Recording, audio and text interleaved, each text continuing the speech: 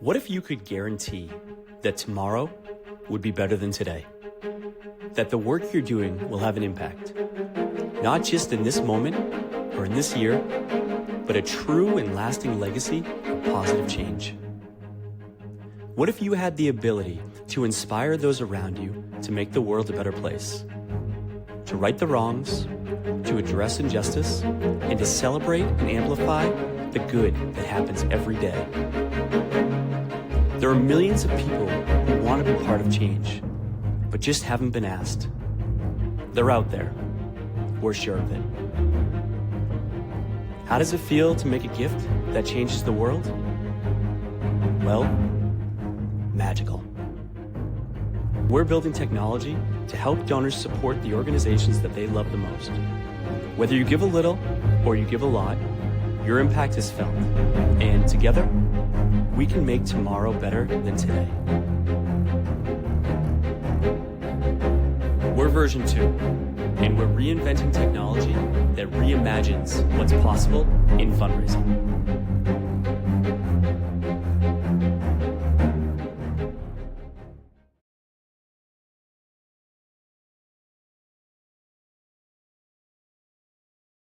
Hello, everybody, and welcome. Thank you for listening to Alumless for February 13th, 2026.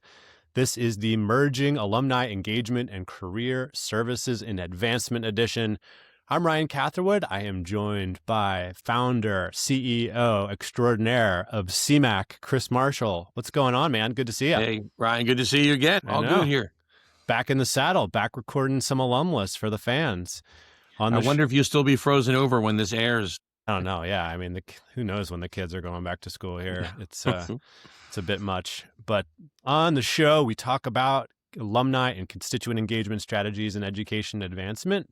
We are pre-recorded today, so please do say hello in the comments. Any questions you have, we will answer them during the broadcast because we will be able to tune in to the show. We just are not able to record at that time. But we are so glad you're listening, and we will be responding. If you're listening to the podcast edition, we greatly appreciate you adding us to your feed.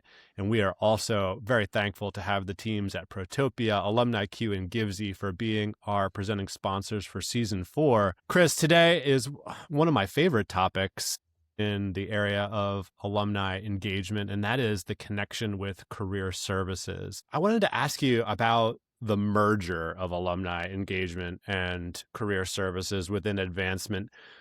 Broadly speaking, what do you think about this approach to engagement? Why do we do this?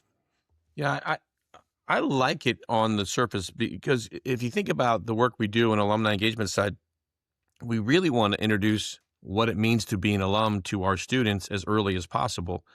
And if you can add that from organizational structure to a point where you're using alumni to help students through their student experience in a mentorship capacity, but also helping with internships, job shadowing, and then ultimately hiring, students will automatically see the connection to being an alum. And they can, not only will they benefit from that, they can turn around and do the same thing when they're alumni. I think the concept of it, the theory behind it, makes complete sense to me. And I know we're going to talk about this with John in a moment here, but is it sticking in our industry or not is a good question. And I'd love to hear your thoughts. You ran a combined shop at Longwood. I did. Yeah, no, my last role on campus was as the AVP of Alumni and Career Services at Longwood University here in Virginia. And it was a great job. And I loved it both in theory and in practice. I felt like I had the opportunity to closely connect alumni and donors to interesting volunteer opportunities. I had the opportunity to sort of paint the picture for students as to why the alumni network mattered. Even actually, we were initially in 2 physical spaces at Longwood, the Career Center and the Alumni Center. And eventually I was able to convince the powers that be to let me move the Career Center into the Alumni Center because I really wanted students to sort of understand that they were thinking about the world after graduation, from and alumni-ness, like their status as being a graduate. Right. When they came in to talk about their discussions around career and professional, is it a trend or not? I feel like what we have witnessed over the last few years And when I was in this role, I would have people, vice presidents of advancement mainly, because it was pretty rare that a provost or a student affairs leader would call me and ask me, how do I give up career services, right? But it was usually advancement leaders asking, how do I convince the president or other leaders of the university that this would be the right thing? But it's been interesting as we've been working with different schools. My alma mater, the University of Richmond, was one of the original schools to make this move, and they have since pulled career services out from underneath advancement. I can think of a couple other schools Lafayette that have College done did that. the same over the last couple of years. Yeah, and so there's something interesting going on there when it comes to the idea being a good one in theory, but maybe not in practice. And we'll talk to John about what might be going on there. Now, I think it's working at Washington and Lee, right, where John is leading the charge there. And there may be some different types of institutions where this model works better than others. But I do think it's an interesting dynamic, whether or not this is a trend or it's something of an enigma, actually, right, where it kind of works in special circumstances, but not in others. Yeah. Well, the notion of alumni forming and behaving as a career community to support students in their journey around whatever industry or area they're interested in pursuing makes complete sense to me. And I think the practical application of it and the type of institution might be where the rubber meets the road. So let's bring John out. That's true. Yeah. All right. Let's bring out to the show. Our special guest today is John Jensen. John is the Executive Director for Alumni and Career Services at Washington and Lee University, Lexington, Virginia. Hey, John. Good to see you, buddy. Yeah, great to see you, Ryan and Chris. Thank you for having me on. We're so glad that you could join us. Well, Washington and Lee, one of my favorite schools on earth. So many fond memories. I attended a summer scholars program and before my senior year of high school at WNL, and it's been a great joy to have the chance to work with you and your team there over the last few years. You had a stint working there too, didn't you? Not to mention having worked there for a couple of years. Yeah, in the alumni Big missing office. part, yeah. I didn't. I forgot to say that. But that was at a time, John, when career services and alumni engagement at WNL were not necessarily working closely hand in hand. And so maybe we could start the conversation off just sharing a little bit about the decision-making process at WNL that led to the bringing together of alumni engagement and career services with you at the helm there. Yeah, sure. And again, thank you so much, Chris and Ryan, for having me on. I really enjoyed working with you all and look forward to our conversation. But ultimately, we have to ask President Dudley. I mean, it was his strategic foresight to really bring these two, I think, very high-functioning teams together. I think it also happened because of a key retirement. Ryan, your old boss, Bo Dudley, who was the executive director of alumni engagement, and he is a legend at WNL. He is everything, a double general, an emeritus trustee, and a now retiree employee. And when he retired, I think Will said, how am I going to solve replacing Bo while also leveraging these two amazing entities that we have? And we have this alumni network that is so strong. And if we combine everyone together, can it do everything that Chris and Ryan, you were just mentioning when I was off stage? And I think, we're 3+ years into it. And I think the answer is, yeah, it's working. I asked Chris the question when we were kicking off the show about the dynamic and whether or not it's a trend or not in your view. I know you've got a good sense of what's going on across the space. What do you think? Is this structure reflective of a long-term shift in our space, or do you think it's something that works in a few places that have unique qualities about them, say like your shop there at WNL? Yeah. And it was really fascinating to hear you all talk about it. Unfortunately, I do not think it's going to be a trend. I think the perception is it's only going to work in a few places, and I think that's wrong. And I think it's wrong because, to me, this works in multiple scenarios. If you have two high-functioning teams that I think we had at WNL, but if you have teams that maybe need a little support and a little extra strategic reboot, it does allow you to leverage aspects of the constituent group, alumni in particular, to recharge a career office and have a new leader come in. I mean, I think about, Chris, you were mentioning like all the benefits of having the combination, but ultimately when you ask your alumni and parents to help current students, they're going to say yes, more often than not. And so if you have this combined team, you can have a strategic approach as to how you are providing that entree. And I think it also adds to a lot of different volunteer opportunities. So I think it's unfortunate, but I think, Ryan, you're right that it is not seen as a long-term trend. And maybe it's because the return on investment takes a little longer than people want. I think that gets to a big part of it, John, is that when the shift occurs over to advancement, at most institutions, right, but not all, the emphasis on philanthropy is over the short term, right? It's just the way that it is. Now, there's a bunch of schools that maybe it's not that way, right, where the fundraising happens at a grand scale and that you don't need the career services unit to help tie the pieces together. But at lots of schools, they're struggling to raise philanthropic funds, and the investment in the career center as part of advancement, it's tougher to paint the picture of the value it provides to engagement over the short term for philanthropy purposes, even though as you said, I feel like it provides the most number of volunteer opportunities, right, that in theory are important in an integrated advancement model. Yeah, for sure.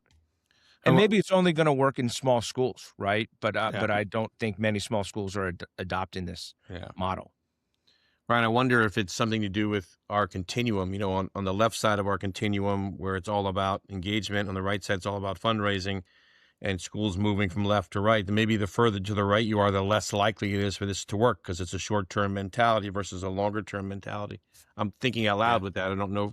I haven't tested that theory, but it could be that's a factor. It's certainly going to be a factor of whether or not the leader, the vice president for advancement, has a long-term view or is under pressure to raise immediate dollars now. I think she or he, the leader in that role, is going to determine whether or not this is going to be successful. I think that there is truth to that piece of it.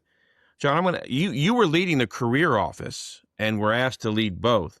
So what have you noticed in terms of changes for you in leading both shops? What has been shifts you've had to make? And then generally speaking, what do you think should change if someone is thinking about this? Yeah, I mean, for me personally, it's thinking about, when you're in the career office, you're focused on your current undergrads. We also help alumni with their career search and their professional approach, but that is just a portion of our alumni base that utilize those resources.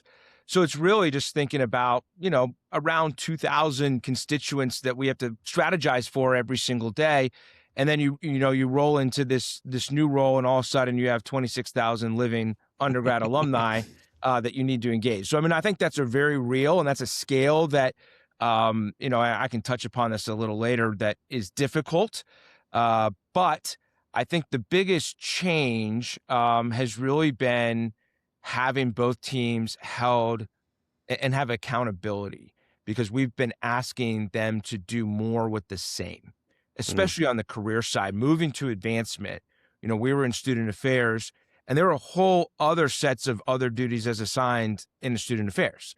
But in advancement, and it's not that you're doing extra work, but it's important work that is unique to advancement. Contact reports, collaborating with gift officers on a potential donor, and how you collaborate on a visit, and the steps and the involvement that takes place with that. That's all additive. And so I think that's been one of the challenges, but I think it's worked out, and it's benefited W&L. Does some of the student affairs other duties still linger? So that's one of the challenges with the career office. In a way, they do, because they're still responsible for undergrad students, and so therefore there's a responsibility to keep our student affairs colleagues in touch as and when appropriate. But some of the bigger added-on responsibilities have gone away, but they've just been replaced, with advancement responsibilities.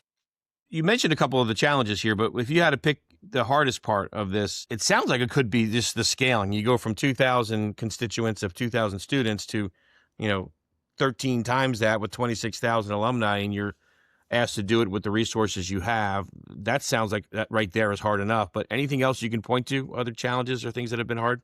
I think, we're in the midst of a capital campaign as well. Yeah. And so that adds a layer of, I think, complexity to this work, and the immediacy. You talked about the immediacy of results earlier. I mean, I think so that's been a real challenge. But one of the things that is we're still thinking about this and working on it, but bringing the two teams together, we have weekly leadership teams with the Dean of Career and Professional Development, the Director of Alumni Engagement, and then I have a third member of my leadership team who really runs our operations. And I think it's really having both of them come together to understand that they do each other's work now, and they don't just sit in a silo. They are, career development is responsible to engage and be part of the alumni experience, and vice versa. Alumni engagement need to be thinking about how we're integrating the unbelievable network we have into the career experience of our students in any key volunteer roles. And when we're out seeing alumni, how are we connecting them back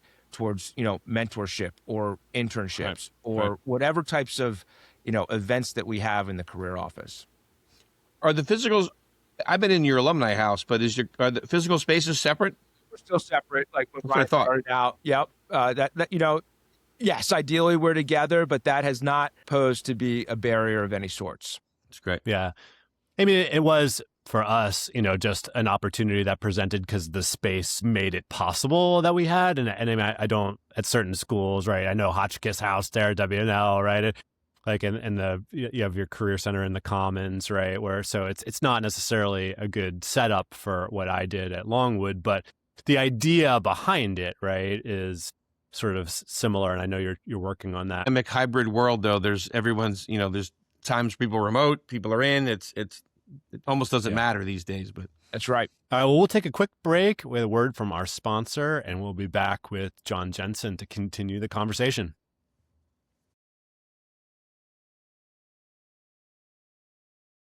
Amy loved her college years.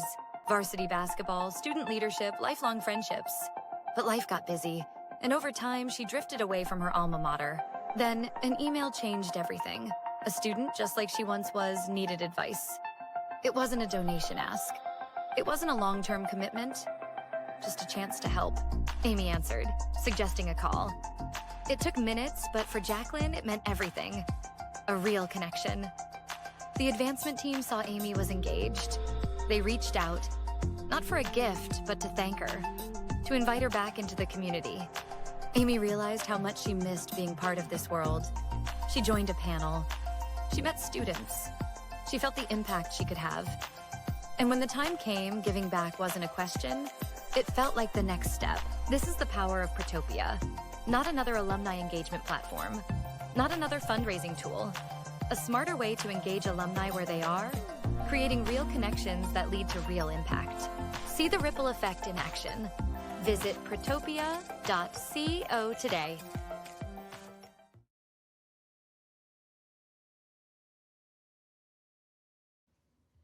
All right, and we are back with John Jensen, continuing the conversation about merging alumni engagement and career services. John, I guess I wanted to ask you a little bit about reporting lines. You mentioned accountability, right, in terms of helping to solve some of advancement's challenges. Talk a little bit about some of the changes that have occurred, if at all, since the merger in those areas. Not much has changed, to be honest. I think the biggest change is moving the career office under advancement. So therefore, my direct supervisor has changed. I previously was reporting to the VP of Student Affairs, but everybody else, I think if you ask them, would feel on the reporting line structure hasn't changed much at all, which I think has been really helpful in bringing everyone together. But it does go into the accountability issues because I'm asking everybody to do more. And I'm going to go off script for a second, but John, it's an easy one, I think, for you. You are a guy who knows the place and knew the Office of Career Services. I'm sure understood the basics of advancement, but my guess is over the last 3.5 years, you've been on a learning curve of what it means to be part. You talk about it like you've been doing it for your whole life, but you're relatively new to this part. Yeah, Chris, great point. And so that obviously personally, I've had to learn a lot. However, I think the way that Washington and Lee does career work, and it's a very high touch, personal attention to each individual student, allowed me to understand that philosophy and ethos we're applying to alumni engagement as well. Yep. And so, yes, the day-to-day work may be slightly nuanced in a different way, but the core strategy is the same, and to provide each and every constituent with a meaningful experience so that they appreciate Washington and Lee and want to give back, whatever that means, at whatever time they, want to. Yeah. And again, that might be, a prerequisite for this to work might be that cultural reality that you just described. Yeah. And, Ryan and I could have a whole separate podcast on career offices, but I think it's an unfortunate situation that we find ourselves, that higher ed has not invested in the career space at a large level. Now, at Washington and Lee, I feel very fortunate. We do have that resource and funding. And that's one of the reasons why I think this model works, because if you haven't invested in the career office, you're able to leverage, an easy way to get that jump started. Yeah. I've seen more, and they're on the smaller side, schools investing on the career side, though. I've seen this be, the president at Denison said, we have lots of problems, but one of them is going to be really going to, and what they did in that program over the last almost 10 years now has been, a complete overhaul and a major investment in what they do there. And then they went behind it a few years later and did the same thing with Alumni. They're not together, but the level of investment and attention it gets at both, I would say Denison is in that category.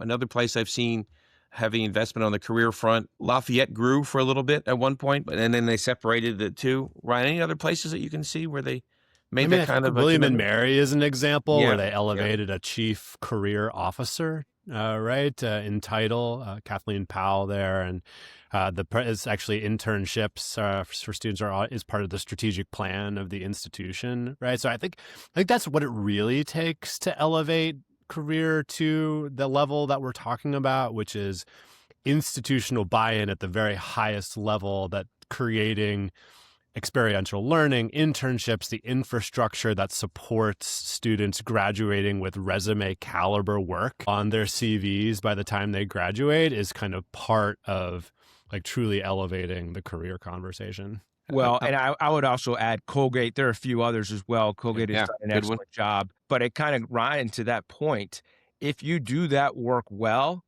those students, when they become alumni, are going to be passionate to give back and give back pretty quickly, both their treasure and their time. My boss, the VP of student, Susan Wood, the VP of advancement, talks about how career development, when they meet with a student for the first time, is introducing advancement work to that student, right? And if we take that approach, that's the best cultivation and discovery call I can think about. Yeah. When you're helping a student very early in their time on campus. There's also a difference of so in your situation, you're under advancement and you oversee both alumni and career. I've seen the model where career is under advancement, but it's a different leader who reports to the VP for advancement, and then the alumni people are over. St. Olaf College comes to mind in that mix, and they're working through some of the growing pains of what that means to be under advancement. They're no longer growing; they've been doing it for many years. But I won't mention the college. But here's my concern: you'll both, I think, agree with this one.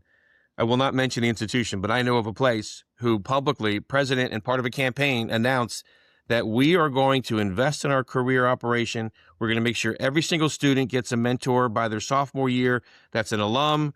You'll have a student buddy. You'll have a faculty. You'll have an advisor, all these things. And they gave no resources new to support it, right? They just put it on the backs of everybody else. And I was like, oh, man.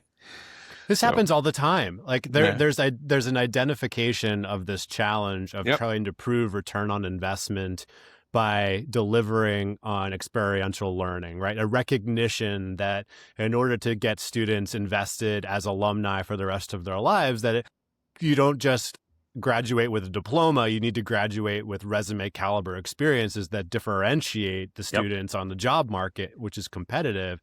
But you're right. They'll form a steering committee. They'll make a big pronouncement, Board of trustees experiential for all, mentoring for all, internships for all. And yet they don't create the infrastructure in order to be successful in doing that and apply no new resources to it, just imagining by saying it that it comes to life. And I can think of 4 schools, just the ones we've worked with over the last couple of years, that they're trying to just do that by pronouncement and not by allocation of new resources. Well, and Ryan, we're talking on the career side for some of this, but on the alumni engagement, it's the same, because I think one of the shifts that we've had is that we are doing that work. We've always had an amazing alumni experience and network, and Bo was incredible. but we are shifting how we are engaging with our constituent, and that is moving to a higher touch model, which requires more, personnel day to day, but we're not growing in our FTE count. So I think the same is true on both the alumni and the career side, but by merging everybody together under one leader, we've been able to strategically pinpoint where we need to put our resources and where we can back off a little bit. Yeah. The example I was thinking of, again, I won't name it, but is that they actually they kept the career office about the same and they cut the alumni office while they made this proclamation. Like the next question, John, is like around being what's misunderstood about this model when sort of thinking about the immediacy of the results. And I have a couple of thoughts, but I'd love to hear yours. Like what is the misunderstanding around this? That results are going to happen overnight. And that's just not true. And I think it's not true for a whole host of reasons. One is we're doing this engagement work, as I just said, differently. And we are providing new opportunities and we are retraining our alumni to participate in everything we're doing in a very different way. I also think the career office, the benefit of those relationships is that when you ask a young alum now for what the major connection back to the school is, it will always be a faculty member or a coach. But now at Washington Elite, it's also going to be a career advisor. And so if you think about the last 10, 15 years, we've been doing this new innovative career work on campus, we're only talking about our youngest alumni. And they may not actually be prepared to give at a leadership level or volunteer in a way because they are very busy in their career. So some of this takes time, and I'm just appreciative of Susan Wood, my boss, understanding that while we're in the midst of, 12, 15 months to finish out a campaign, the work we are creating right now will help the next campaign even more. And so it's having a leader being able to see that and trust in that while the data may not play itself out immediately. Yeah, I guess I would add two more potential areas of sort of misunderstanding. One is that I think that without the provost of the institution expressing how important this is, career narratives and involving the alumni network as part of the ongoing instruction, right? Utilizing alumni volunteers, donors. Like the provost has the power to make career narratives available to every student. And they often don't do that, right? They do not see it as their job and they do not push the faculty to say that this is part of your work, right? Is ensuring students have a certain baseline level of instruction around how to utilize the alumni network and why these career preparation conversations are so important. And the other one is specific advancement related. I think there's often the case that one of the missing ingredients isn't there, which is that you're not just looking for alumni volunteers to be helpful. You need alumni who are donors to be volunteers. And the reason you need alumni who are donors to be volunteers in this model is that donors who are volunteers give more and they give more often when they're involved in helping students, right? And so there's sometimes this disconnect where the alumni, or the career office, even as part of advancement, Chris, I can think of a couple of examples here where even as part of advancement, the career office kind of has their own stable of alumni who they reach out to because for whatever reason, they've got relationships with them. And in no way do they represent the involvement of unassigned donors or even folks who have great jobs who could be helpful. It's sort of, there's a disconnect between career services, even as part of advancement, being part of the donor pipeline model with intentionality, right?